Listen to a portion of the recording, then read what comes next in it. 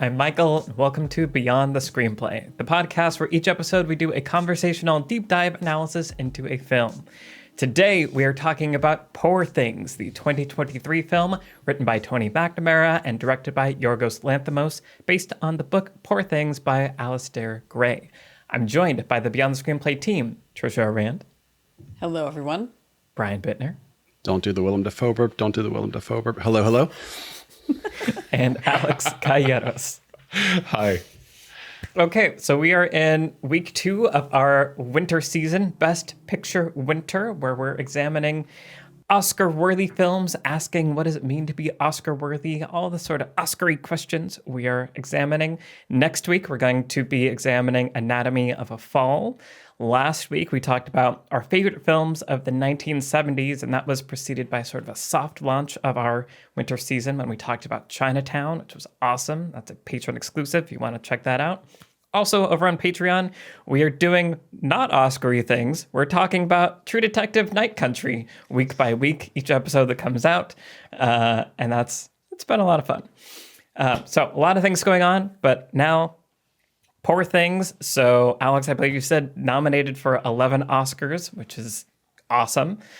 So I was looking forward to this movie. I was anticipating it. I didn't watch any trailers at all. I tried to avoid as much as possible. I saw a weird image of Emma Stone with sunglasses, and I knew that Mark Ruffalo was in it also, and that's basically all I knew.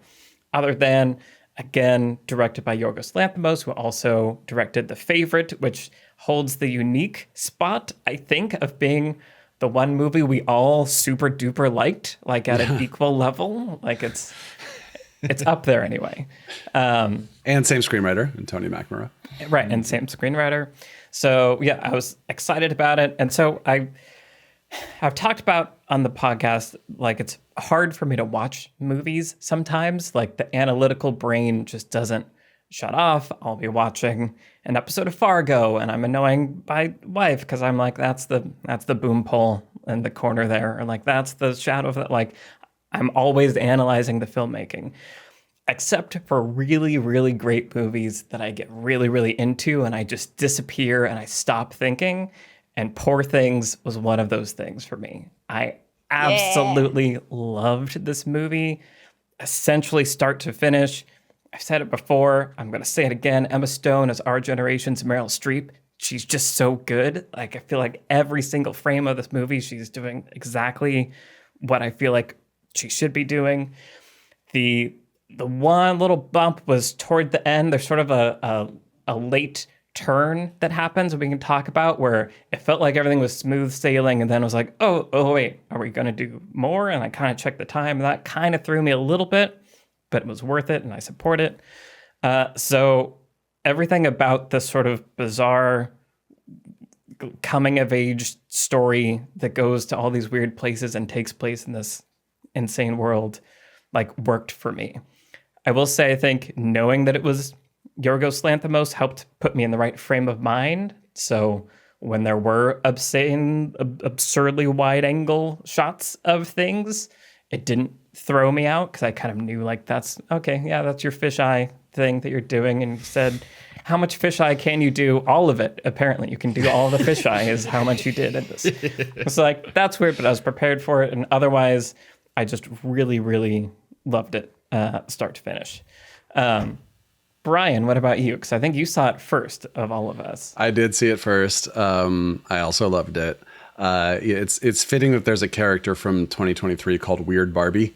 Because watching this movie, I was like, oh, this is just the plot of Barbie, but weird. Right. And I'll echo my thoughts from a year ago when we talked about Everything Everywhere All at Once, which is, around maybe 2017, I started to notice this kind of push for the weird art house kind of experimental movie. And I was like, I'm into this. This is my thing. I should be really excited about these. And then so many of the movies that came out were just like, they didn't quite work for me. Or I was like, I liked what it was trying to do, but it didn't. And then Everything Everywhere All at Once felt like that perfect blend for me, where it was just like, okay, this is like weird and out there, but it's also just like a really well-made movie. And then instead of just being one of those things that I personally was like, that worked for me, the entire world was like, that worked for all of us, right? And I think last week, Trisha, you talked about Midnight Cowboy sort of ushering in the film style of the 70s. And I feel like Everything Everywhere All at Once winning every Oscar basically is like, welp, the butt plugs are out and it's time to do weird movies that are also like big prestige Best Picture nominee kind of movies. And I'm here for it.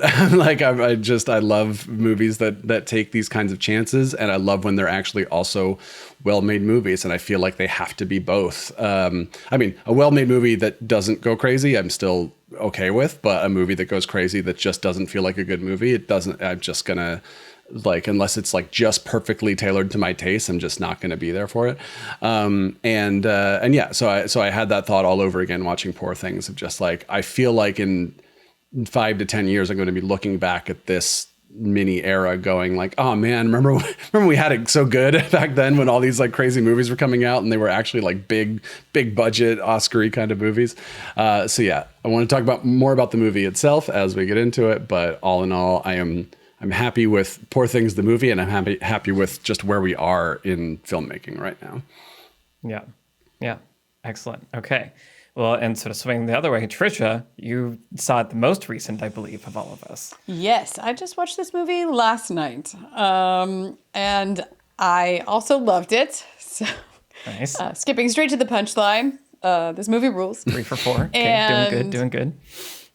Yeah, no, what a blast. I mean, I had tried to avoid trailers, but I had seen one and was just super on board, and I can't, like, the weirdness of it for its own sake doesn't do anything for me. But in the hands of a masterful storyteller where the weirdness is serving the story and doing like everything in tandem, the costume design, the production design, which are both nuts in this movie in their scope and ambition and just richness of detail. They're amazing.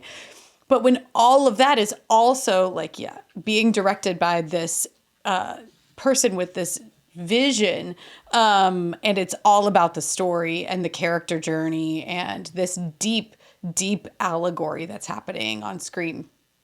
It's just wonderful. Like, we've talked so many times about movies that don't pretend to be anything other than movies. And films like this that are like, hi, we're an allegory. Like, Right. none of this is real. This is not even like Victorian anything. It's just steampunk, whatever the hell it is. Yeah. Like, I love it. I love that. Because that's what movies are for. Like, that's what movies are for and they should do. And yeah, like, I think it's easy to fall into a trap of thinking of movie characters, if you're a writer and filmmaker especially, of thinking of your movie characters like they're real people, which they're definitely not, right? Like, you start to get into the like messiness or like the cerebral of like, ooh, what did they eat for breakfast? And the answer is, if it's not a scene with breakfast, nothing. Like, there is no such thing as what is outside of the frame and the boundaries of the story. And the best filmmakers understand that everything that we are seeing is a representation of something else. That's what a story is. And so films that drive deep into that allegory to show us something about our world and still are incredibly entertaining are just, what glorious. And that's why I loved Barbie. That's part of the reason I really did love Barbie also. Yeah, and this also kind of weirdly reminded me of like Shape of Water. Like, there's some of that stuff in here. Like, yeah, its own sort of reality in here.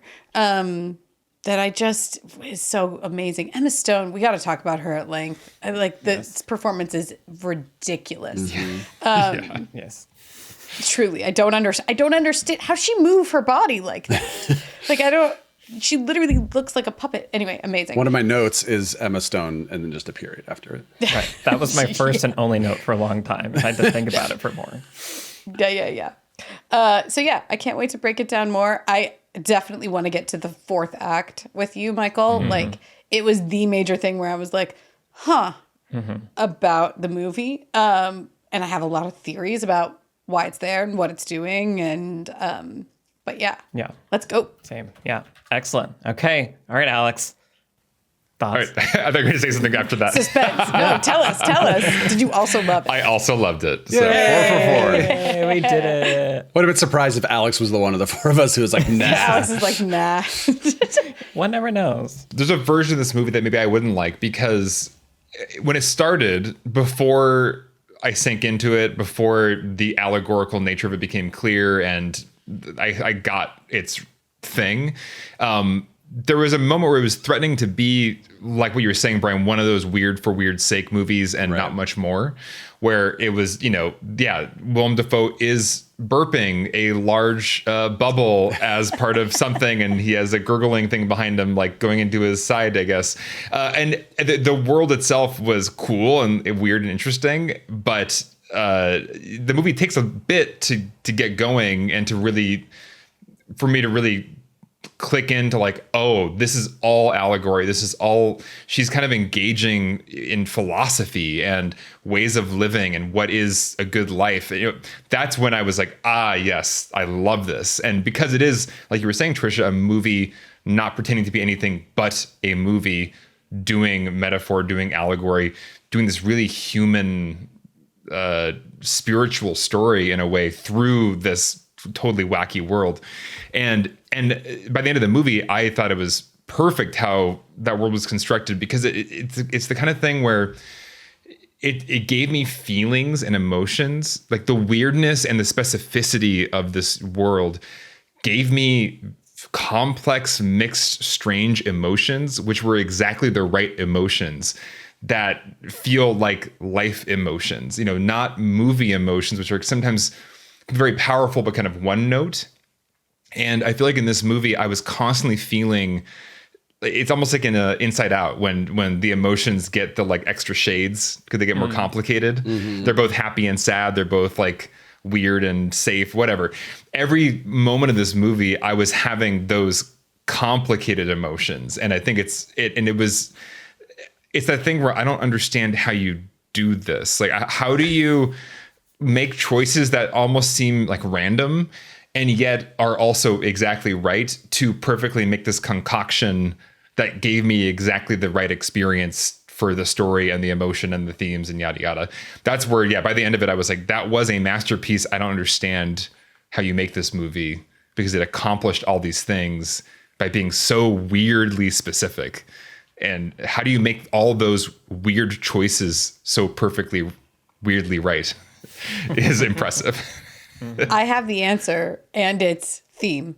Well, it's having a crystal clear understanding of exactly what your movie is about. Right. And then when all of your team brings you things like costumes and production design, and your actors ask you a question, you know where to look for the answer because you understand the exact thing that your movie is about. You understand it deeply in every single, tiny piece of your film. And so there is a North Star for you to follow as a filmmaker. And that's how you get something this rich, because you have a filmmaker who knows exactly what the hell his movie is. Yeah. I think there's an interesting thing that happens where a lot of times people get bucked off the bucking bronco because they don't get it. Right. And we've all watched movies where the first time we didn't get it and we just sort of didn't enjoy it. And then maybe later we did, or maybe we were like, no, I did get it, but it just didn't like the way it was done.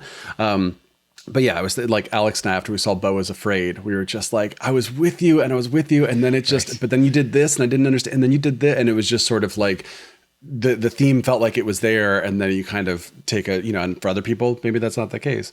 The Last of Us Part 2, I was so there with it. I was like, oh, that's a crazy choice you just made. But like, I got it. I understand exactly why you made that choice. Like, I'm with you. And yeah, this movie is absolutely the latter, as you were just talking about, Trisha, where it's like everything there was such a taut concentration on the plot and the theme and the characters that it was like, no matter where it went, I felt like, but I know where I am. I feel really settled in this crazy world right now. Yeah. Who better to sponsor our season all about elevated cinema than Mubi?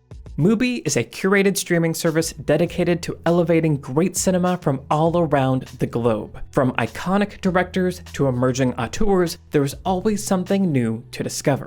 And with Mubi, each and every film is hand-selected so you can explore the best of cinema streaming anytime, anywhere.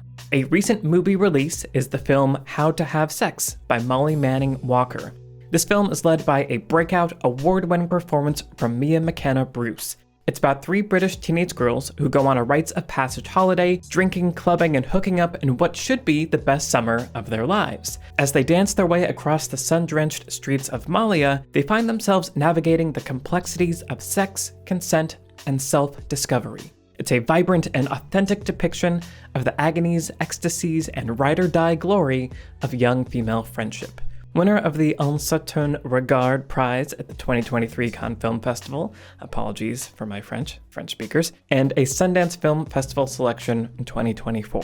How to Have Sex is coming to select theaters across the US this February right now. To find a screening near you and get tickets, just visit mubi.com/howtohavesex. And for a limited time, you can try Mubi for free for 30 days at mubi.com/beyondthescreenplay. That's mubi.com/beyondthescreenplay for a month of great cinema for free. Thank you to Mubi for sponsoring Beyond the Screenplay. Okay, well, yeah, so, I mean, so many things to talk about. The weirdness, how you do weird well, we've started to touch on, but, like, why it works, like, psychologically, I kind of want to talk about, too. And, yeah, how it can be used for allegory story as a representation of meaning. I want to talk about and underline a whole lot. Emma Stone, we're going to talk about it, and also maybe in doing so set up our upcoming episode on like what is acting, a conversation about acting that we're going to be having in a couple weeks on Patreon. Oh yeah, especially in the context of Oscars. This is a great in for that, I think. What kind of an Oscar movie this is, and then also this fourth act at the end. I want to pull that apart.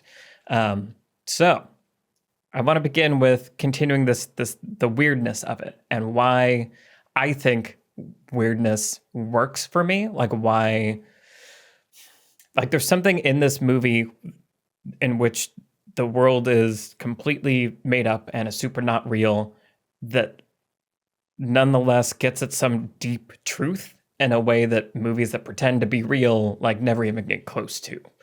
And for me, I think it's the psychology of like sidestepping all of the defense mechanisms or preconceived notions that we bring to depictions of reality. And so I think, there's some challenging content in this movie.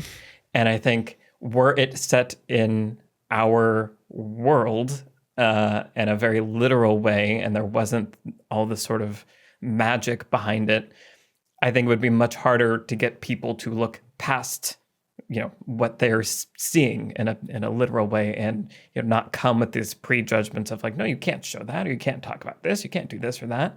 But by doing it in this other world, it kind of sidesteps that, makes those defense mechanisms shoot themselves. I don't know. They get confused and they don't know how to protect you. And then all that's left. Sorry, you're picturing defense mechanisms as turrets that you have run past and then they point at each other. Okay, yes. Yeah. And or like white blood cells that are like attacking. Anyway, something in there. But all that's left is then just like the raw emotion that can like be accessed more directly. That's how it affects me anyway, especially in this movie. Yeah, I made a very similar note. So yeah, totally with you there. Well, and I think it also helps for the world to feel completely alien and new for us, because let's just go with Bella on her journey. She is experiencing the world completely fresh.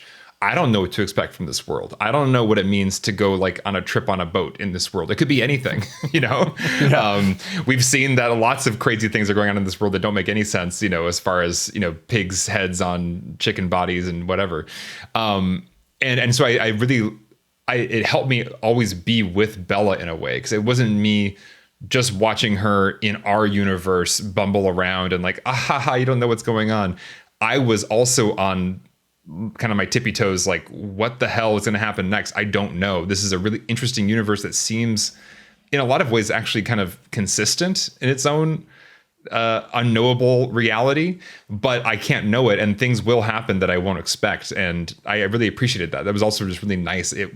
I could never predict what kind of a situation Bella was going to get into next, because I don't know what kind of situations exist in this world.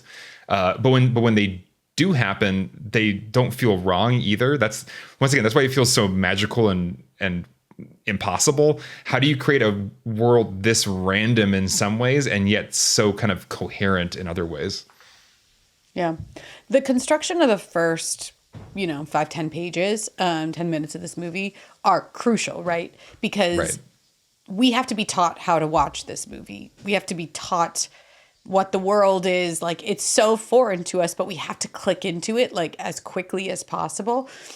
And at the same time, it can't feel like heavy expository work of like, here's how everything works in our fantasy land. So the, first couple of scenes, we have that first scene in color where we see her jump off the bridge. And then, so we have some understanding of like, okay, buckle up, everybody. This is going to be very unexpected. Like, you've got the contrast of the color, the black and white. We dive in. We've got fisheye lenses. We've got Emma Stone eating at that table, and she can't eat anything, and she can't talk, and she claps like a robot. And then Willem Dafoe does the bubble, right? Like, all of that is in the first couple of minutes before we know anything about who they are. And no one bothers to say or explain anything in that scene about who anybody is. We see the housekeeper looking weird at Emma Stone, like, Bella, I'm sorry. And then you have the construction. Shortly thereafter, we get a little bit more in the house with them as he's leaving to go to work. And she's trying to, communicate with him. And then we have the introduction of Max McCandles into the house almost immediately. It is the inciting incident. It's bringing a new person into the world who needs to have something explained to him. But even then, it's done so cleverly because he is given incomplete information, and his role there is as an observer, right? And so as he's observing, we're tasked with observing also.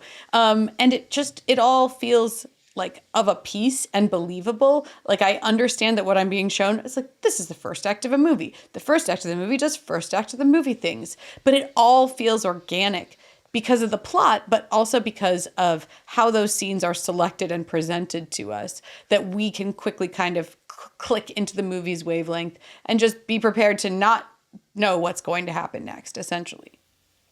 Yeah, and something I hadn't thought about until you just said that was, we talked about how if you're going to have that sort of exposition character who has things explained to them, you can have them inject conflict in the situation, like Yorgos's other muse, Colin Farrell, in Minority Report, right? Like, no, you shouldn't do things this way. Yes, we should. Here's why. But because this world is so crazy, it's really helpful to have someone come in who is part of this world and who looks up to Godwin and is just sort of like, so it's sort of, the movie is saying like, even this person over here doesn't think this is weird. They think it's fascinating. They think it's really cool. So that also, as you're saying, helps teach you how to watch the movie. Right, because the idea of putting an infant's brain into an adult body, like, it helps that in this world, people think it's strange, but it's not impossible. It's not unheard of. It feels like it's within the realm of a thing that could happen in this universe. And it helps to have other characters let us know that. Because otherwise it's like, how do I even begin to watch this movie if that's the premise? Yeah. And, seeing all those animals with the different heads and bodies. Right, like that right. Impossible things. Yeah. Right, yeah. Well, and even Willem Dafoe's face. Right? Like, right. That's one of the first things that we see in this movie. And, I made a dumb joke to my partner where I was like, oh, did they do something to his face? But it's essential, right? That those images are essential because to us, it's like, this is clearly amazing makeup but it looks mask-like, right? It has this sort of monster movie like Frankenstein, which of course is what this story is. Yeah. It's evoking that in our mind. So it's it is tapping into our sort of like literary understanding of what facial disfigurement historically has meant in like literature from a symbolic standpoint. So it's signaling to us right away, hey, look, here's a person with a symbol for a face. Look at the symbolism of it. This is an allegory. And it's on his face. We never forget about that. So every time we're watching it, we're being placed again into the world and again. And, fairy tales come to mind. This feels Absolutely. very much like a fairy tale, and everything throughout the movie, all the sets and the kind of backdrops feel like we're in a kind of a children's fairy tale land. And I think that also helps with the idea that this is an allegory, because we all know fairy tales function as allegory and like lesson, kind of life lessons. And it's really smart to position the movie as essentially a very adult fairy tale. Yeah, I made a note that this was like if Terry Gilliam remade a Fritz Lang movie. That's good. Specifically Metropolis, because Sure. if you look at Metropolis is like the allegoriest of allegories, but the entire set looks like it's a set that was made by people, that's made to look like a set. That none of this looks real. And then if you look at Brazil, it's like this looks like you stumbled into another universe, and it's like all looks real in its own surreal sort of way, right? And yeah, both those movies are also very allegorical in what they're doing. They're not trying to make you think that this is all like gritty 1970s, as we were talking about, like we just put a camera on the wall and watch these actors act kind of filmmaking. It's literally the complete opposite. Yeah. There's something interesting also in the way the plot unfolds. So, the secret of what Bella is kept and withheld for a bit, but is given to Max, right, is his name? And us, I feel like kind of around the end of the first act. I can't remember if it's before she leaves or not, but it's weird. It is before she leaves. Okay. So we know, but she doesn't know. And so that's the sort of the one kind of dramatic irony situation of like, we know more about where she started than she does, or, kind of the story of her birth, essentially. And I feel like it adds sort of an interesting like framing device that I think ultimately is helpful to understand like, oh, this is like, yeah, a child growing up and becoming an adult in some ways. You're seeing that that helps frame, she was an infant not that long ago. It's weird. Don't worry about it. She's aging quickly. But also creates a little bit of like dramatic tension of like, at some point she's going to find out, and what's her reaction to that going to be? Because there's a period in the middle of the movie where there is wandering, and we're going from this place to this place, and Mark Ruffalo's just now he put her on a boat, and you can't leave the boat, and so there is a wandering, but there is still that like we're checking back home with what's going on at home to keep that subplot there, and then there is this bigger question of like, will she find out who she really is? What will be her reaction be to that? Which then it gets explored even more in the fourth act, which we'll talk about. The other story form this movie reminds me of is like, the Odyssey, the kind of hero's journey. There's that real, venturing out into the world and getting lost and meeting strange characters, meeting people who influence you, give you new ideas, make you reflect back on your life back home and what does it mean? And that's what kept me engaged in the movie all the way through. Is you always felt like Bella was moving into a new kind of chapter in this ongoing Odyssey, where there's going to be a new maybe cast of characters around her to teach her kind of a new lesson, introduce her to new ideas, challenge her, shock her, whatever. And it's just so much. It was so gratifying to go on that journey. This maybe can bridge to the other topic you want to bring up, Michael, partially because Emma Stone's performance somehow movies are shot out of order. Somehow she tracked the progression of this character so well. I kept like pinching myself, like, how is she like on top of this every single scene? Like, it's every layer of performance, from physicality to like the words she is using, the amount of like ability she has to like pronounce things correctly. Like the progression is so smooth, scene by scene by scene, all the way up to the end of the movie. That alone blew my mind, because how do you track that as an actor filming likely in a non-linear fashion? I just don't understand. Yeah. Yeah. I mean, the fascinating thing, I'll talk about Emma Stone here in a second, but the fascinating thing about the story form is that I agree with you that it feels like an Odyssey, right? Where you have essentially a character that is learning and growing with every sort of episodic like encounter that they have. But it's also a fish out of water story. And that's really interesting because like a fish out of water story is usually where there's the central character has a flat arc and they change everything about the world around them, kind of, you know?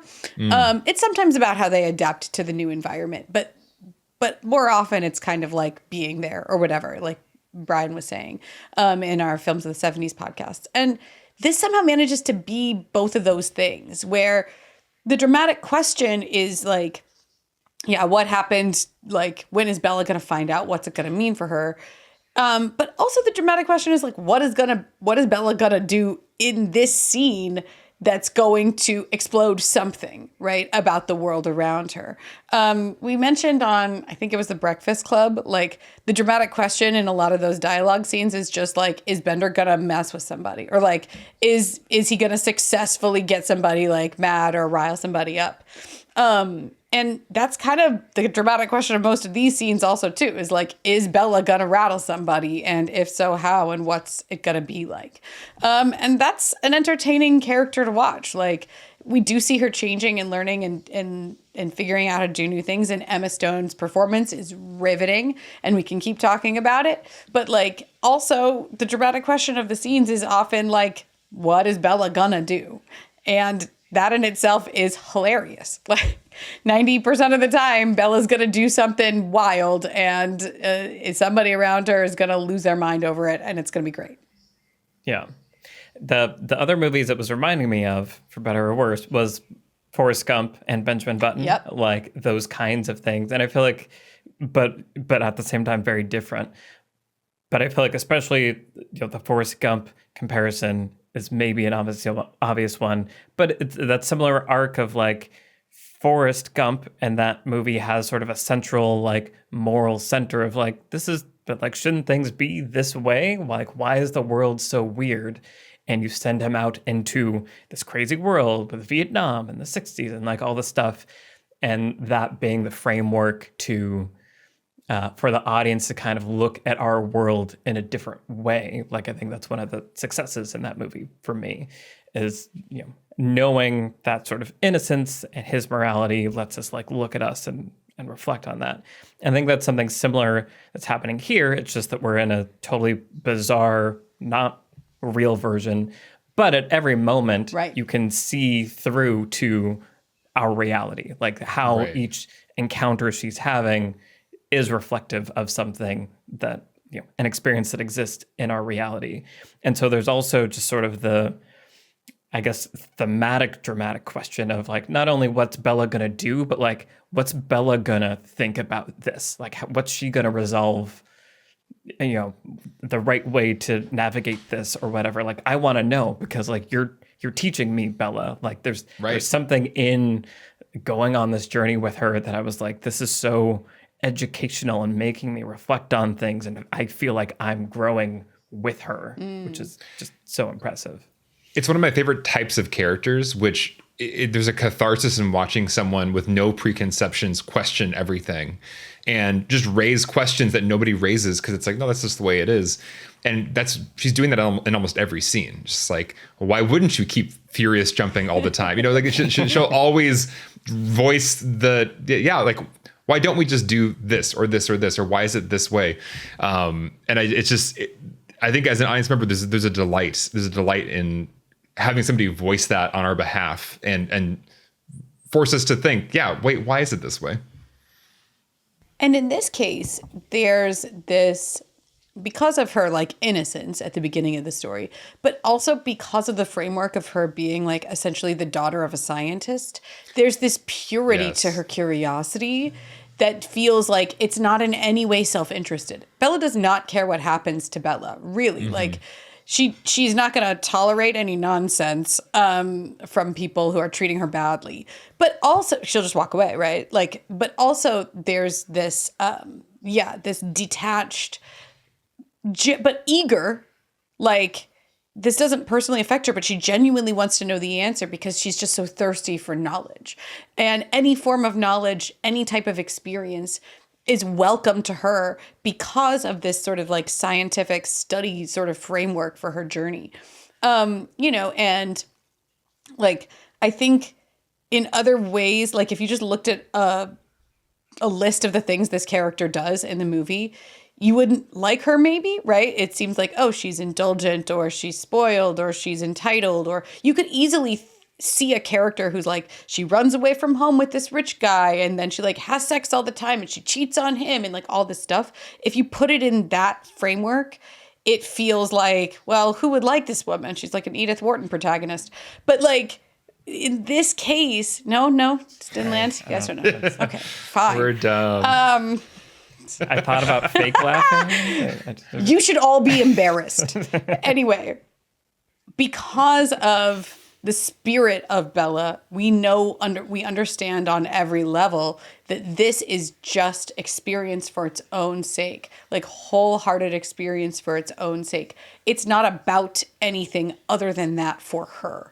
Right? She's not trying to get ahead or play some kind of game. She's not bound by the social strictures or expectations of either her reality or ours.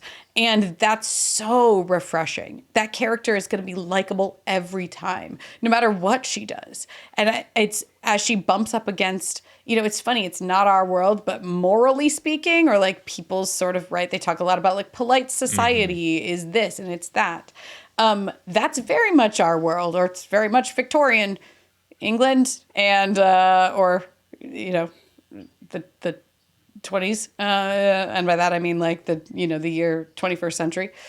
It's 19th century and it's 21st century at the same time.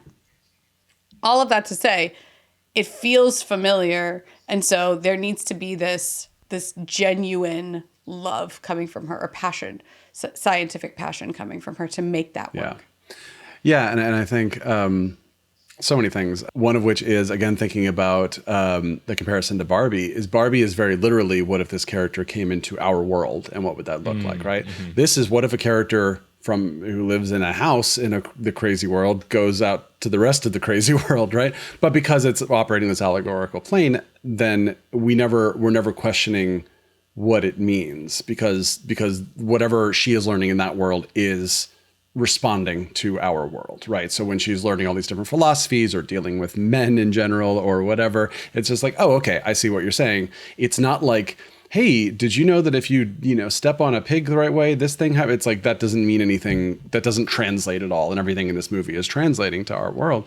And then with everything you were just talking about Bella, there was my partner and I were both kind of feeling this weird, we were talking about it afterwards, feeling this weird moment, probably about 40% of the way to the movie, of being like, oh, is she just still with Duncan? Like, is that just still what this, I kind of thought it was going to be like, Duncan takes her away and then she leaves him and then she goes and does this and goes and does this and goes and does this. And instead he's just sort of always there as this presence, which is kind of cool because he's this sort of looming figure who is always sort of trying to mold her and trying to keep her in place. But as you're just saying, she still does whatever the hell she wants, right? So we kind of get the best of both worlds, where we get him kind of being this threatening captor almost, but then we still get to see her go and explore this little part of life and this thing over here. And then she eventually is like more free of him. And yeah, it's really interesting. Duncan is an interesting character, and I didn't know I was going to want to spend the whole movie with him basically until I did. And then Mark Ruffalo's performance is awesome, but just I didn't necessarily want her to be with that character for as much of the movie until it happened. And I was fine with it. I just got to shout out Mark Ruffalo for a minute. I loved him so much in this movie, and it made me sad that I haven't gotten to see him be more like this in more movies, because he's just having the time of his life, and he's just eating it up, and it's just so I could just feel like this like childlike giddiness he must have had playing in this role, and how much fun he was having in every single scene.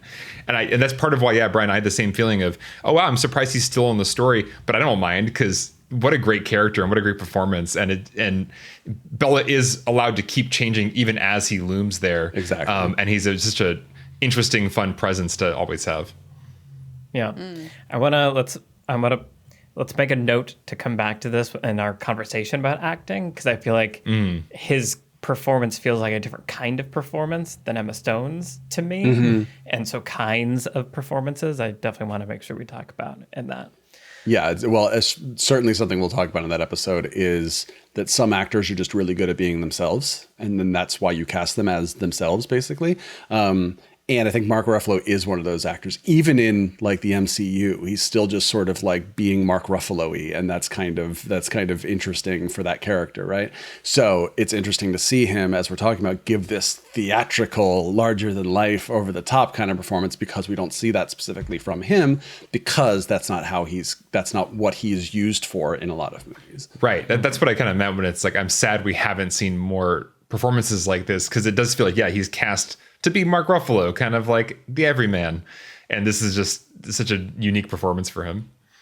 Yeah. Casting like for and against type. Yeah, we can talk about all these things. Yeah. Something I also want to call out that I really like about Bella's arc is that she is this force of nature that's questioning everything. But there was a moment where I was a little worried that she wasn't going to evolve and that the movie wasn't going to deal with any like deeper complexity, but then it absolutely does. And so it successfully starts me off in that headspace that you were describing, Alex, of, wait, yeah, why don't we do this? Like, why are things the way they are?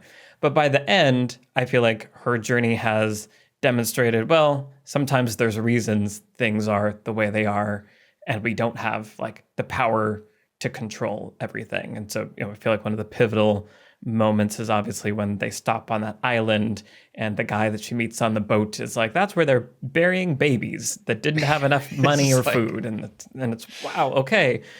And, you feel the frustration that she feels of like, but why? Like, that doesn't make any sense. Like, it doesn't make any sense. And I feel like that was really powerful. And I like that the movie she didn't find a way to help everything or make everyone better. Like, that's part of the getting older, is understanding, for better or worse, some things are the way they are, and you only have so much power over the rest of the world. And so I just thought that was a really interesting complexity that you could put into her without her becoming like cynical either. Like, somehow it held both this like, oh, I get it, like things are complicated. Furious jumping is used for a lot of things. Like, she has that whole section where she's interacting with all these like prostitutes, and like, I feel like the movie deals with the complexity of all that without losing her soul, but without being like overly like saccharine with it also. And hard to navigate, I think. Yeah. I think it's really key, that turn that you're identifying. Is it the midpoint? Probably. That turn that you're identifying where Bella has been insulated from the difficulties of life, not just by Willem Dafoe and the house that she grew up in and the various men that are, intent on protecting her and or keeping her. She has been insulated by money and status up until that point. And then when she gives the money away and they get put off the ship, that film takes a turn where it's like, oh no, you're about to see what things actually can be like.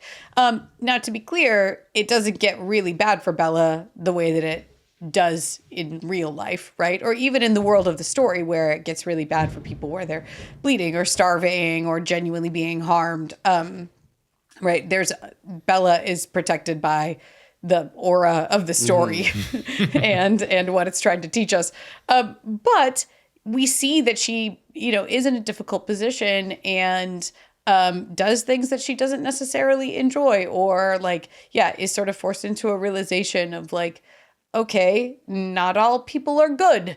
And not all experiences are pleasant. And here's kind of the other flip side of the coin. And then she starts reading about reading philosophy, which she was doing on the boat. And then, continues. She's going to meetings about socialism, and she starts really sort of deepening and broadening her understanding of the world and the systems within it.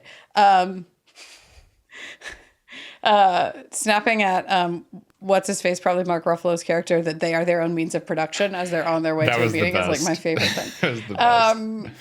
But yeah, it's really crucial that the movie take that turn, because otherwise it stays in this like sort of confection lightness place, and doesn't ever kind of feel like it's dimensional enough, or like, you know, we wanted to talk about what kind of a Best Picture nominee this is, and it would be easy for it to not be this kind of a Best Picture nominee. Like it has surprising depth in the second half of the movie as it goes to those places, and she starts becoming a sex worker, and then like, you know, she goes back and learns a lot of things, and then we get to the fourth act, which I can't wait to talk about. But yeah, that turns crucial, I think, where the money is taken away.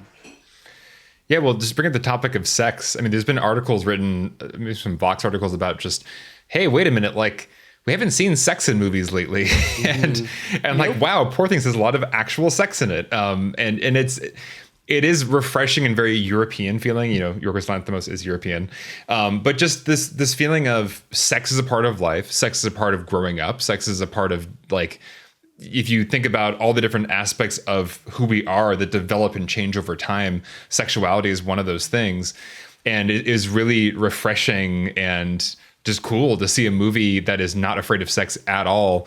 And in fact, kind of Is mostly about it. right, mostly about it.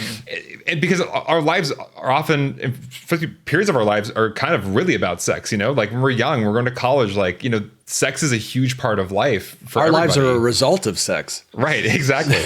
So yeah, it was nice to see a movie that is dealing with kind of development, coming of age, coming into one's own, and having like sex is like an integral part of that, and like different stages of how you relate to sex being a part of that development. And it's really, the allegory is so strong there, where it's like there's the initial discovery of sexual pleasure, but then kind of the like discovery of like, oh, sex is a commodity, and like men want sex with you for different reasons than the like obvious, you know, just everybody has a good time reason. And I thought it was just so, yeah, it was just so nice to see an American, you know, American made movie that wasn't afraid of sex, because we are weirdly afraid of sex and not afraid of incredible graphic violence in this country. Exactly. But, you know, too much sex is very dangerous. Right. We have this sort of, I think this sort of narrative or idea that we've gotten to a point where anything goes now. You know, like it's not the 1950s where it was like, oh, you can't show that and you can't do this, or you're going to get this kind of rating if you do that. Obviously, there's still ratings and stuff, but it feels like everything is on the table now. To the point where like the John Wick movies or whatever are just getting more and more like hyper violent. How much can we do? And yet, as you're just talking about, sex is still sort of this thing that like it ebbs and flows. There are certainly decades and times where it feels like it's more in our media, and then there are times like now where it feels like it's surprising to see it actually be there and not just in some, and then the lights fade to black kind of way. Yeah. Also, like fun sex, like people having fun having sex. I think there's like sex in Oscar movies where it's like weird and gritty and cold, you know, like sex is portrayed as just like usually like a very deeply uncomfortable, strange, like, ooh, look how artsy this is, that it's so edgy and weird. And there's just like fun montages in this movie of Bella having sex because she's just like having the time of her life. And we don't see that very much from, you know, prestige sex scenes. Right. It's a very sex positive movie. Very sex positive. Yeah.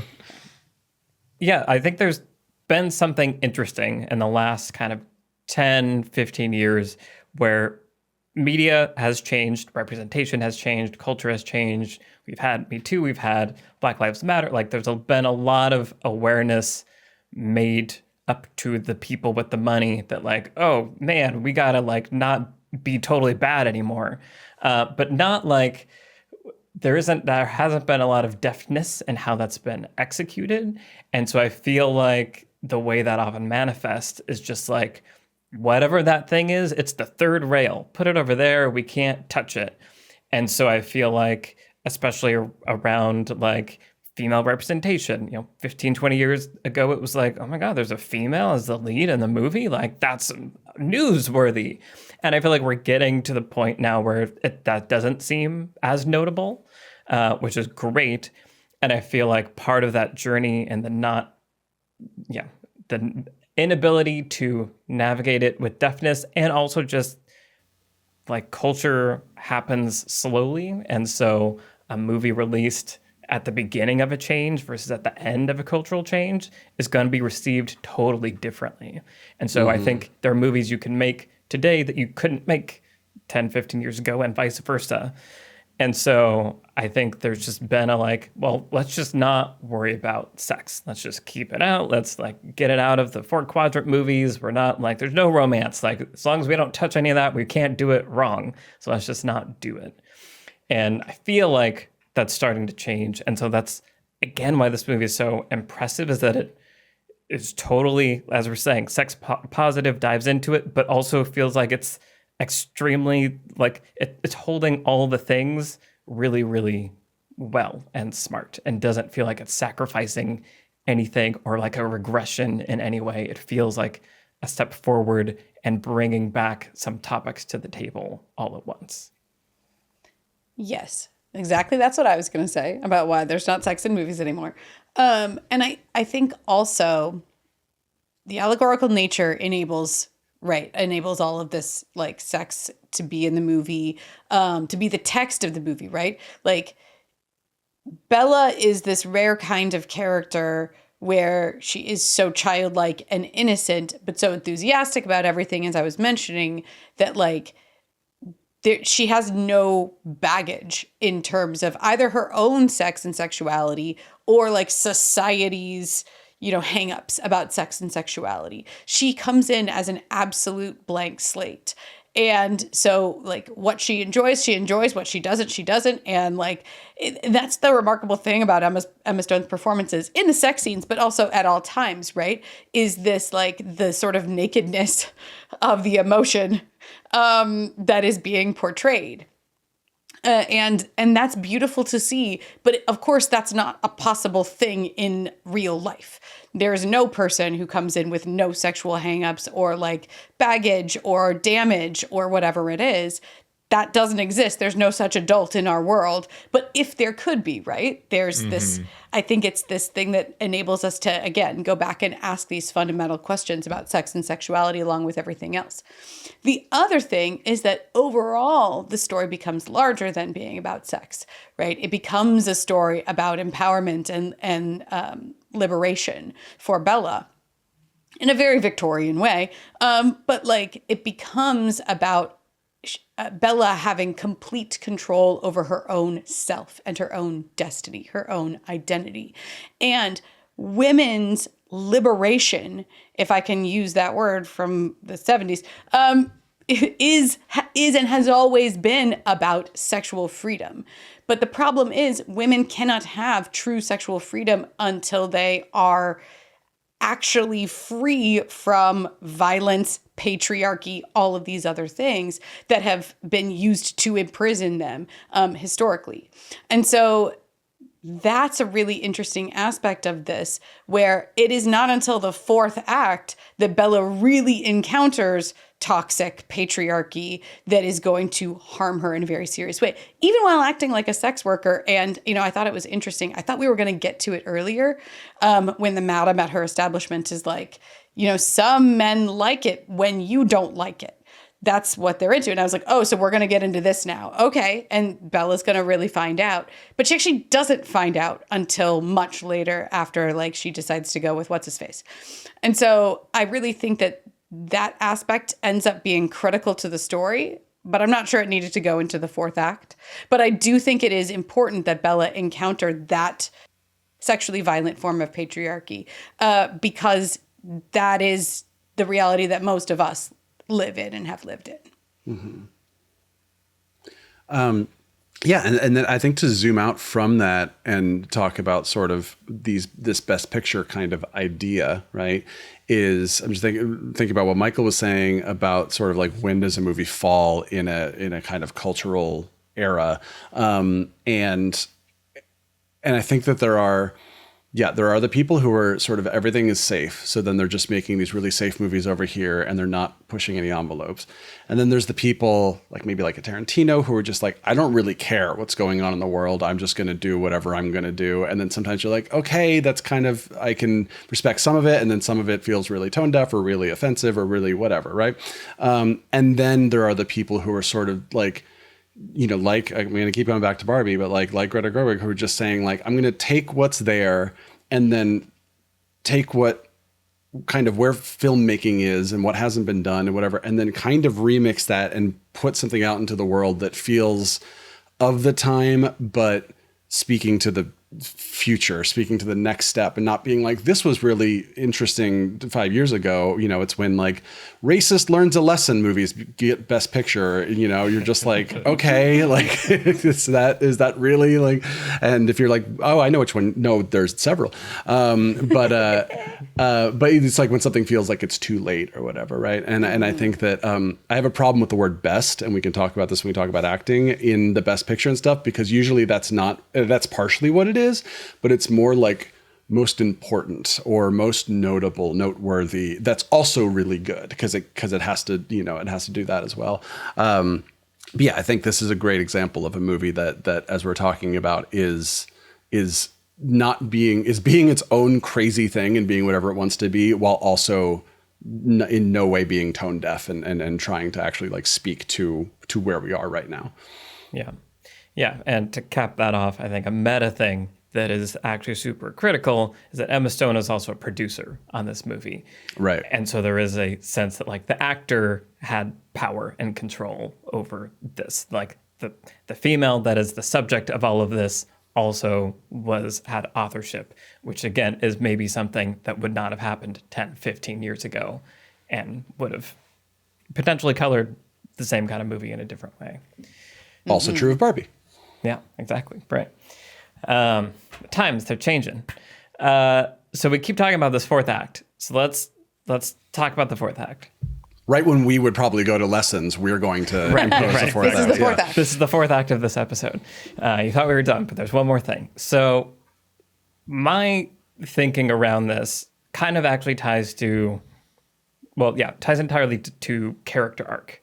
And so one of the things I think is interesting about this movie is that all of our side characters have arcs also, right? Like all the men that are the supporting cast go on their own journeys of, Mark Ruffalo, obviously his fancy demeanor is brought all the way down and we see the screaming child, him outside, he has that. Willem Dafoe, his character is interesting and sort of wrestling with, did I do the right thing? Is she a daughter? Is she a science experiment? There's like sort of that kind of stuff happening in the background. And then Max, I think, is also an interesting character where he starts off, on the surface, it seems like he's wants the best for her and is like loves her in a emotional way.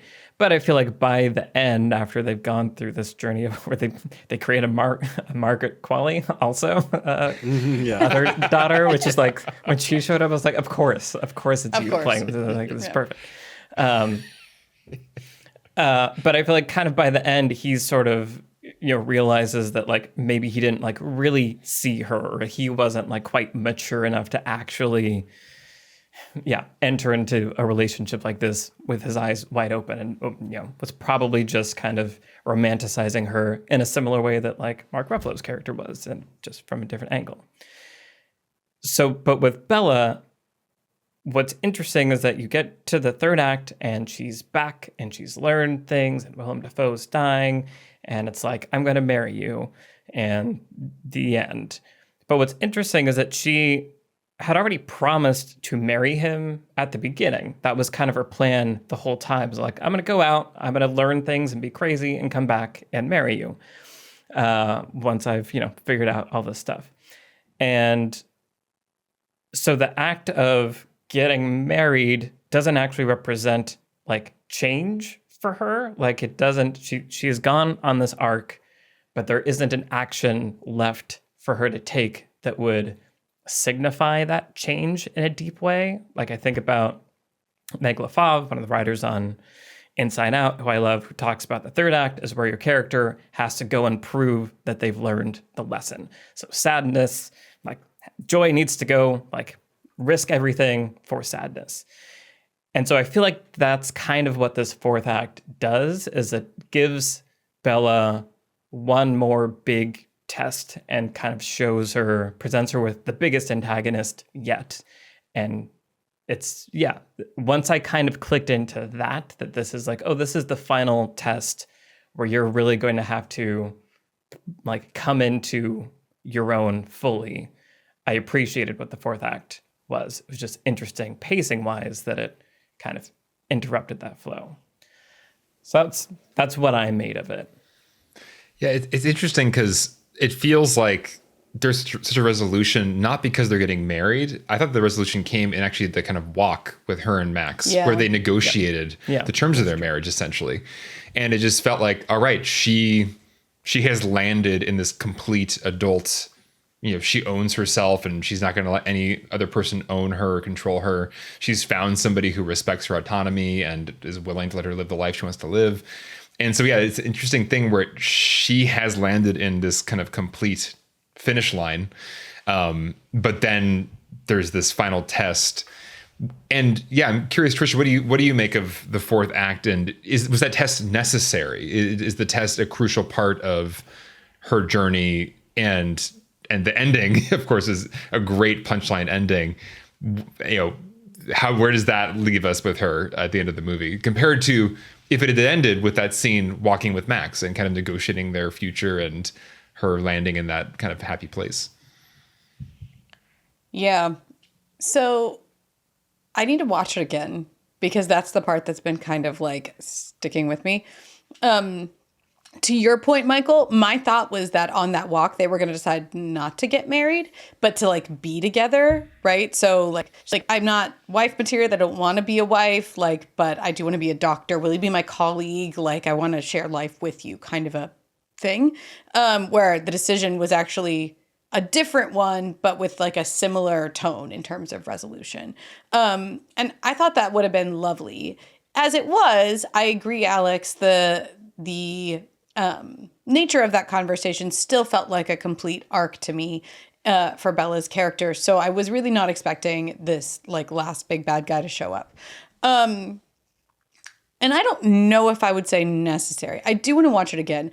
To me, it adds like almost an explicitly political or like, an explicit like sort of modern framework onto the story, as I mentioned, because it frames Bella as coming up against like the most, I'm not going to say the most common, but the most undisguised version of like patriarchy yet, right? Where like the other men that she encounters in her life are more benign. They are definitely still like upholding this system that tries to control, own,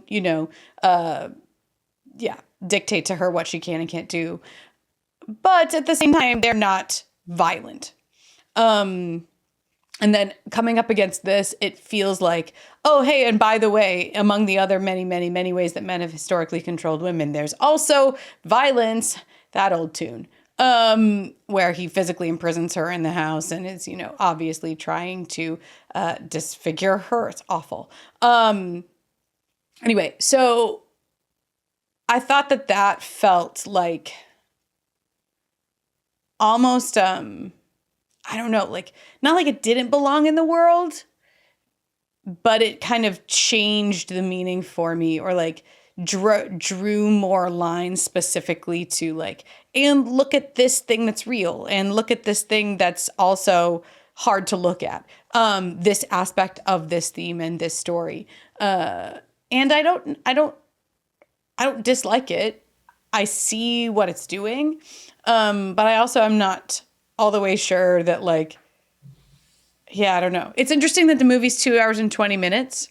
It feels like it's a 2-hour movie and then 20 extra minutes, which is fine, right? That's totally fine. And I appreciate that aspect of like,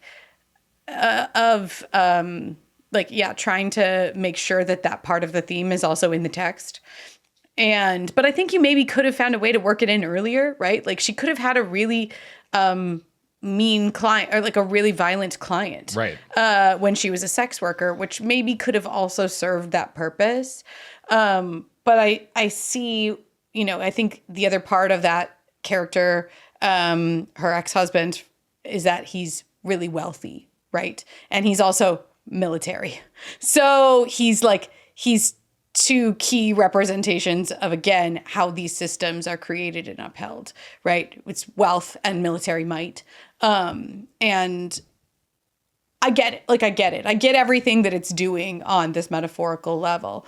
But yeah, it's like, it lacks a neatness, I think, that I don't, I want to watch it again. Yeah. It's so self-contained in its chapter. It is. It stands out in that way. Yeah. Yeah, I definitely want to watch the movie again, and think more about this. And you all say word better me then. But the only like notes that I have, just from a sort of storytelling standpoint, and not so much a deeper thematic metaphorical thing, is one. It was set up earlier, right? We know she had this past life, right? So it feels like, oh, okay, this is like the final answer to that like loose thread that's still hanging open. So I think that helps me lean in when that happens and not be like, what is this random new thing? It's like, oh, okay, this is the one little piece that we haven't kind of had answered yet. Two, I think it's quickly paced. So I think that helps it. I think it's sort of like we're going to get in and tell this like little mini story and then get out. And then three, I think as we've kind of talked about, it does give it a kind of fun final confrontation, final battle kind of climactic sense to the movie, rather than just she comes home and has a nice conversation and then she's grown up, right? So I think for all those reasons, it worked for me. Yeah, I do remember having that little feeling of like, oh, we're doing a new thing. But then I don't remember feeling that for very long because of all the reasons I said. I was into it, and then the movie was over, and I was like, cool. I'm more than happy to have that little run around the bases there at the end. I also really like Christopher Abbott as an actor. Yeah. I think he's always really interesting, and anything he's in, he chooses interesting roles, and so it was fun when he showed up in the movie. Yeah. I like that it does wrap up kind of Bella's mom's story. I'm going to use that phrase. And kind of like gives closure to that, which I think is interesting. Part of, I think, why it feels like that tacked on thing is also almost like the framing of the wedding. Like she literally, like the movie stops and she's like, hang on, I got to go do a thing, and almost like walks out of the movie and walks into the fourth act and then comes back. But I also wonder, and this is maybe projecting, but like, I think there's a version of this movie where she becomes a sex worker. We're in that period. We get that warning from the madam. And then one day, like one of the patrons is this guy and he comes and it is that like, oh, this is the worst case scenario thing. And I feel like that maybe is even the more conventional way you like should do it on paper. But I feel like it would disrupt some of like the sex positiveness of this movie.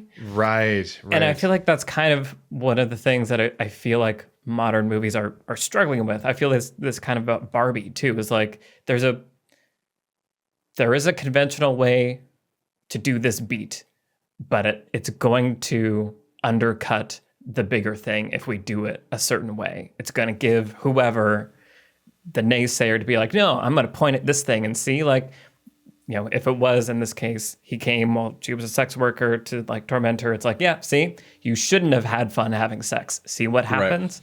Right. Like, I think there are just these weird traps you can fall into when trying to follow conventional structure while trying to do something different that can undercut it. And that was something that I was feeling, again, in Barbie and in this, and why I think it's such a triumph that the biggest bump is that like it was a little weird for 60 seconds before then the movie kept going and I was like on the bucking bronco again. Yeah, and I do think it's interesting and crucial that Bella goes with him as her choice, right? Like he doesn't come in there and grab her and kidnap her and drag her away or something like that. he's basically like, will you come with me? And she's like, yes, I will. And it kind of rounds out that, like, you can make a choice that will take you somewhere you didn't want to go, right? Like that spirit of curiosity and experimentation, it does have its limits, because there are some really dark corners of experiences that you don't want to be in. So I felt like it was doing that thing also by making it, again, a choice for her. Again, I get everything that it's doing.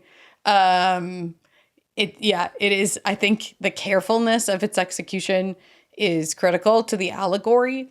And so for that reason, I feel like I just definitely want to study it. Yeah. Yeah. Well, speaking of studying, what lessons are we going to take away from Poor Things? Brian, do you want to start us off? Sure. I'm going to talk about Barbie again. These are currently like tied for my favorite movie of the year right now, so I'm thinking about them a lot. But something we talked about on the Shining and Apocalypse Now episodes, I think, was if your plot is simple, you can get... Sorry, I'm just loving that, like, Barbie is transitioning to, like, those movies. Yeah. Like, that's the world we live in today, and I love it. Yeah. Anyway, continue. Yeah, Shining, Apocalypse Now, it's like we talked about if your plot is simple, you can get kind of complex or weird with what you're doing with that plot, right? And like thematically complex too. And I wouldn't say the plot of Barbie or Poor Things is super simple. There's moving parts, there's kind of surprises in them and stuff. It's not just go up a river to kill a guy, or struggling writer decides to kill everyone instead of finish his novel. But I do feel like the reason I keep combining or connecting Barbie and Poor Things is they're the same plot archetype, if we could use that, like the sort of the fish out of water, Alice in Wonderland kind of hero's journey, like you mentioned, Alex, kind of thing. And sometimes the first act of those movies can feel a little too familiar, where you're just kind of like, oh, okay, here's the thing, and they're going to go, and they're going to see the world, and they're going to do whatever. But then I think that just settles us in so nicely for the twists and turns and complexity that come along the way. We've talked about this a lot already, that this movie feels like it's constantly resettling you in to then go do the next crazy thing. So it's like, during this movie, I feel like I had a pretty good sense of overall where the story was going, which kept me feeling grounded and not feeling like, oh, this is too nuts. I don't know what's going on. I get it. Beau's afraid. But then I usually had no idea, as you were saying earlier, Alex, I usually had no idea what was going to happen next and what was going to happen in this scene and what was going to happen after this scene. So it was sort of this really nice blend of this kind of plot archetype that felt simple enough that I knew where we were. And then this just insane world and insane story and kind of insane cast of characters that just were so bouncing all over the place. And then that fourth act kind of was a nice little extra twist from under the rug. It's like I was settled, and then ooh, now I'm unsettled, but ooh, now I'm resettled. And I think that sort of that constant push pull, I think, just really worked for me. So yeah, take a plot archetype, use it to keep your audience oriented, and then do whatever the hell you want with it to make it be your version of the story that you want to tell. Yeah, I really like that summary of like you were tethered to the bigger thing, but at any given moment, you didn't know what was going to happen next. Like that's great. Like that's what you want, and I feel like is so rare in movies for me these days. And again, Barbie also. Like I'm talking about both those movies with basically everything I'm saying. Yeah. Cool. Alex, what's your lesson? Interesting you mentioned Barbie, because I think Barbie also has this moment, maybe at a similar point in the movie, but there's the moment where Bella kind of leaves Duncan behind in the hotel room and just explores the city on her own, like Lisbon, I guess, and has that moment of awe at kind of the beauty of life when she sees the woman playing the guitar or instrument up on the balcony, and it's just like the execution of that moment in this movie was so great. The sound design was so crisp and clear, and you could feel the fullness of that moment. And I thought it was such a beautifully done version of that type of scene, which is where a character sinks into the present and experiences something so deeply it moves them to tears. Barbie kind of has that sitting on the bus stop and kind of noticing just the different facets of life happening around her. And I think, for both movies, it's a crucial moment. It's kind of a crucial moment of just taking in this world as really beautiful, kind of outside of yourself, like, you know, no longer self-focused, but just taking in life. And I think that's just always a crucial step in this kind of coming of age story. You get outside of your like immediate needs and desires and like urges, and just stop thinking about oneself at all and realize life is amazing. And this movie just had one of the best versions of that with that woman on the balcony. So kudos, Yorgos. He's good. He's good at these things, man. Good. Yeah.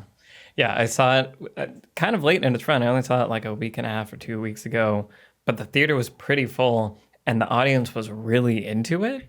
And like you could tell at first it was like an audience that maybe is like, wait, what movie did we come see? But then it was just like laughter the whole time, or in that moment you could feel everyone, like just one of those experiences where that energy is shared and you can only get it in a theater, and it was really nice. Trisha, what's your lesson?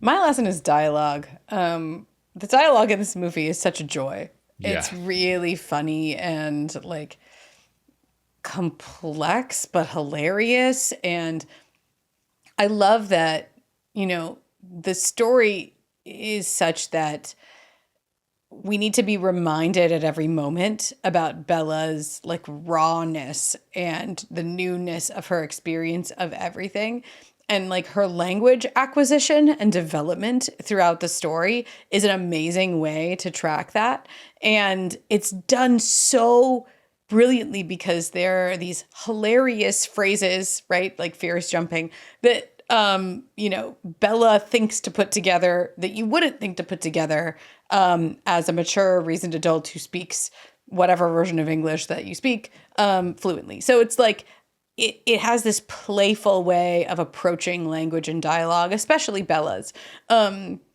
that is so memorable, and like I can tell is already going to become so quotable and iconic, because it's just so odd and quirky, but makes total sense and like fits so well with her character, and again evolves throughout the entire film. It's incredible dialogue writing. It's amazing dialogue writing, and it's amazingly delivered by Emma Stone. Of course it is. I just want to listen to it all again. Mm-hmm. Like, I want to listen to her say it all again. It's just so great.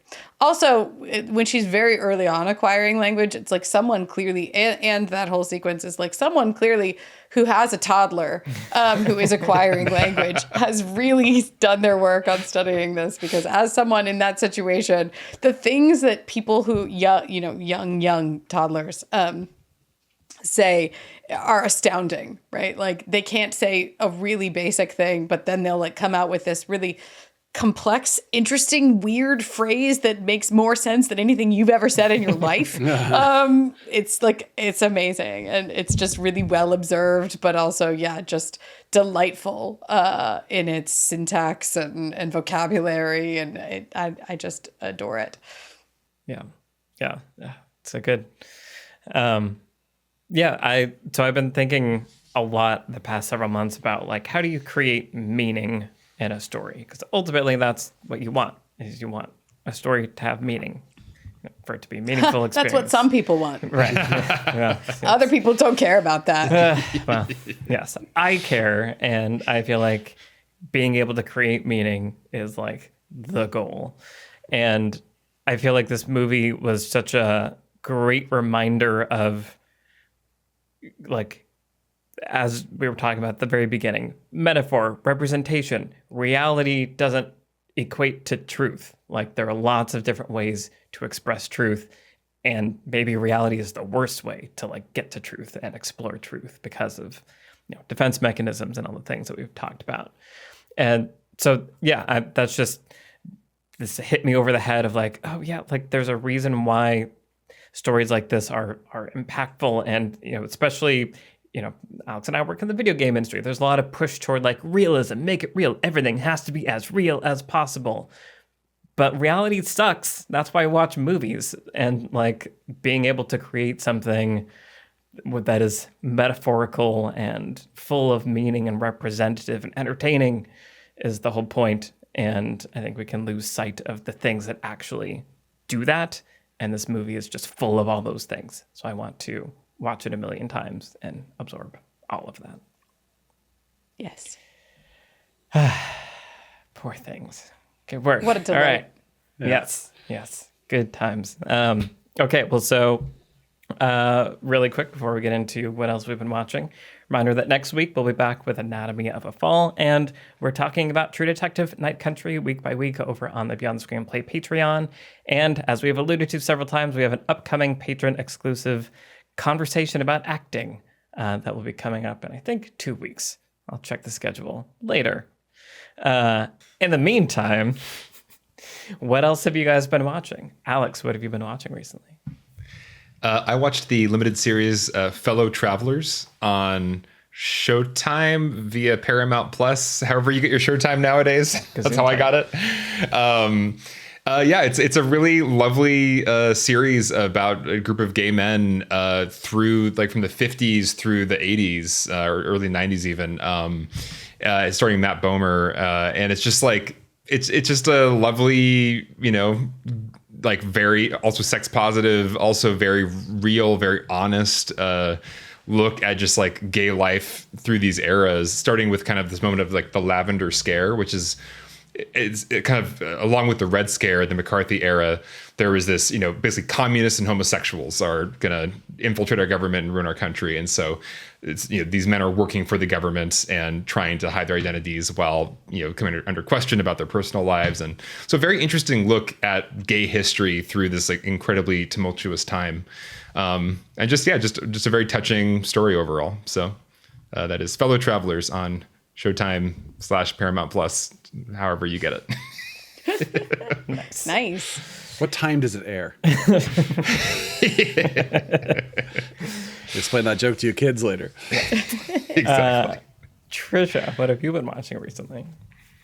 Yes. If you like Poor Things and Barbie, I have another great movie for you that I watched recently called The Crime Is Mine from 2023. It is a French film directed by Francois Ozon, and it is set in the 1920s. It's kind of like a French, but like a madcap French Chicago, sort of, where it's about this young actress and she gets accused of murder. And she and her roommate, who is also a young woman, they're totally broke. And her roommate's a lawyer. And her roommate is like, what if you did do it? Probably you would be exonerated and then you might be famous. And so they kind of pretend that she did do it. It's kind of like this whole, it's very farcical and whimsical and really funny. And it was Isabelle Huppert comes in sort of later into the movie in a really Isabelle Huppert role. It's very big and outrageous, and there's all kinds of stuff. But yeah, sort of this lovely feminist romp about women murderers in the 20s and in French. It's a delight. It was great. So yeah, nice. I really, really liked it. The Crime Is Mine. Nice. Cool. Or in French, Mon Crime. Yeah. My crime. Nice. Brian, what have you been watching? I started the episode talking about this kind of art house renaissance that we're in. So it seemed like a good time to mention Dream Scenario, the A24 movie produced by Ari Aster. So check. And if you haven't seen the trailers, it's Nicolas Cage playing this sort of boring biology professor who suddenly starts showing up in everyone's dreams. And then that makes him a celebrity. But then what does that mean? Especially when Dream Nicolas Cage starts not being so nice. And then everyone thinks that real Nicolas Cage is this image that they have seen, right? Allegory. So I really enjoyed it. It's funny and weird and sometimes really touching. The only thing I'll say, and I only say this to kind of give people expectations, is it just kind of is the movie that it says it's going to be in the trailer, and then that's it. And I think my partner on the drive home were just sort of like, yeah, that was That's what that movie was. You know, it's like we were like, instead of like picking it apart and being like, this meant that, it's like a little bit of that, but not much. And I still think it's totally worth watching. And I think you can get a lot out of it, enjoy it, but it's almost like it maybe is better to have the expectations of it's just gonna, that's what the movie is. It's just that. And then, but how it's done is delightful most of the time. That's good to know, because the trailer was interesting where I had that feeling of, oh, is the movie just, is this all it is? Okay. Right. I guess you can make a whole movie of that, sure. But it's got some fun twists and turns along the way. Nice. Very cool. Michael. Yes. So I have been reading a book that I want to mention because it's one of my favorite books that I've ever read. I'm not quite finished with it, but I'm almost done. So it's called Determined, A Science of Life Without Free Will. So Oh, boy. it's a His favorite book he's ever read. Jeez. on brand. Here we go. Michael. So it's by a guy named Robert Sapolsky. He's a professor of biology, neurology, neurological sciences, and neurosurgery at Stanford. He's super smart. He has a really fun, accessible, silly, like writing style, which I really, really like. But so yeah, the framework of the book is there such thing as free will? No. Here's why. But in the examination of it, he's, again, very playful about like, no one wants to hear that there's no such thing as free will. So let's just look at how our brains actually work and look at some examples and learn about all this crazy stuff that happens in our brain and our world. And so it starts with that question, but it goes to a lot of different places. I know a lot more about the behavior of bees and how bees find the optimal source of honey using emergent behavior. Like if you're a nerd like me, it's super, super fun. But it also talks about sort of the most applicable realm of this question, which is, I think, something we've been talking about, which is, in Poor Things, we're using this other framework to look at our world and maybe see it a little bit more clearly because we're stepping out of our familiar frameworks. Questioning the idea that everyone has total agency all the time and the free will. And it raises questions about like morality and social justice. And so this like book gets all into that. And, things like schizophrenia. For a long time, we thought schizophrenia was because mothers were bad at mothering. And so mothers are bad and we got to blame them because we're humans and we like blaming and we like punishing people. Now we know it's just biology, like screwed up. It's your brain. There's an explanation. There's no morality attached to it. So we remove responsibility from it. Same thing with epilepsy, witch hunts. It goes into all these things and kind of raises this question that I think is unsettling but important, which is like, why do we like to assign morality to everybody's actions? And why do we enjoy punishing? Why do we like feeling like we deserve this or that person deserves that? Our brains are just brains and neurons and doing things. And so anyway, I think it goes to lots of places. It's probably very uncomfortable for a lot of people, but that's why I like it. And it's just really, I don't know. It's really, really fun. I think it's an important book. So I'm talking about it. So Determined by Robert Sapolsky. I'm listening to the audiobook version of it now at Michael's recommendation, and it is dense. It is a science book. He is a playful, like accessible scientist, but it's dense. Yeah. I'll wait for the movie. I feel like there's also like really interesting implications with free will and like writing, because like in theory, like characters are choices, right? Like what is a character going to choose reveals character, but also the whole thing with like a story is that at the end, looking back, you should be like, well, yeah, of course that's what happened. So right. Was there any other choice they could have made? Is there even a choice being made at that point? We should abolish the word choice. The end. Are you the Merovingian? But seriously. I would be. The chocolate cake causes a cascade of neurons and it's all over. Yeah. Exactly. Anyway. Excellent. All right. Well, this has been our conversation about Poor Things. Like I said, next week we'll be back with Anatomy of a Fall. If you want to head over to the Beyond the Screenplay Patreon, we're talking about True Detective Night Country, and we have an episode on Chinatown that released not too long ago. We want to say a big thank you, as always, to the patrons that make this show possible. Thank you to our producer, Vince Major. Thank you to our editors, Donovan Bullen, Caleb Berg, and Jose Gomez. I'm Michael Tucker, and I'm joined today by Trisha Rand, Brian Bittner, and Alex Coyotes. Send us a tweet, say hi, let us know what you thought of Poor Things, and we will see you next week for our episode on Anatomy of a Fall. Bye, everybody. Bye-bye. Bye.